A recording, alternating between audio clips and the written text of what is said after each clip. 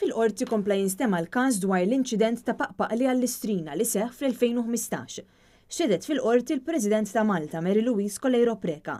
Dakinhar tal-inċident kienu weġġaw 23 persuna, b'6 minnhom fetħu kawża danni li sofrew wara li l-karozza ta' tip Porsche 918 li kienet qed tinstaq mill-miljonarju Paul Bailey tilfet il-kontroll u baqgħet sejra l fuq in-nies.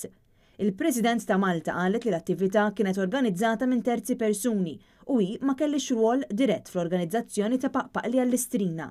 Qalet ukoll li l-iskop tal-attività kien li jinġabru fondi b'risq l-Istrina u kienet attività organizzata minn terzi persuni bħal attivitajiet oħra li jkunu organizzati b'dan il-mod u li jużaw il-logo tal-Istrina.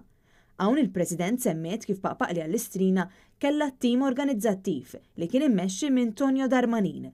Mill-qorti ħareġ kif din l-attività kienet diġà tkun organizzata qabel ma' Marie Louise Coleiro Preca laħqet President ta' Malta.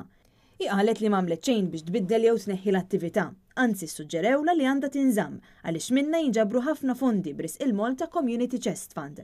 Fejn minnhom fil-qorti President Dirett emozzjonata u qalet li hu żball li jingħad li hi kienet involuta fl-organizzazzjoni tal-attività.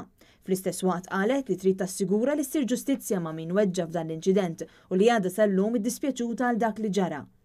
Meta saritila l-mistoqsija ta' x'miżuri ttieħdu mill-uffiċċju tal-President u mill-Malta Community Chest Fund biex jassiguraw li l-attività kellha s-sigurtà meħtieġa, il-President qalet li ma tistax tirrispondi u jkun l-aħjar li din il-mistoqsija ssir lil Tonio Darmanin.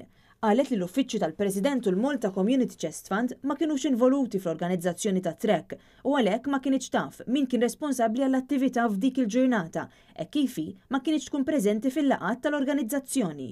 Semmit kifi ma kienx involuta fid-deċiżjonijiet dwar min sejħu sehem f'Paqpaqli għall-Istrina u li ma kienx hemm fil-ħin li seħħ l-inċident. Mistoqsija jekk l-uffiċċju tagħha ħatarx inkjesta dwar dan l-inċident, il-President qalet li l-każ tħalla jkun trattat bl-aktar mod formali. Il-President Marie Louise Coleiro Preca insistiet li għandha ssir distinzjoni bejn l-uffiċċju tal-President u meta wieħed irid jirreferi għal Malta Community Chest Fund li skont il-President ma kellax taqsam xejn mal-ġbir ta' flus u kienet il-kumpanija KPMG li għamlet dan. Meta ngħaddew l-ispejjeż kollha u kkalkulaw kemm kellhom dħul, id-differenza marret għand il-Malta Community Chest Fund.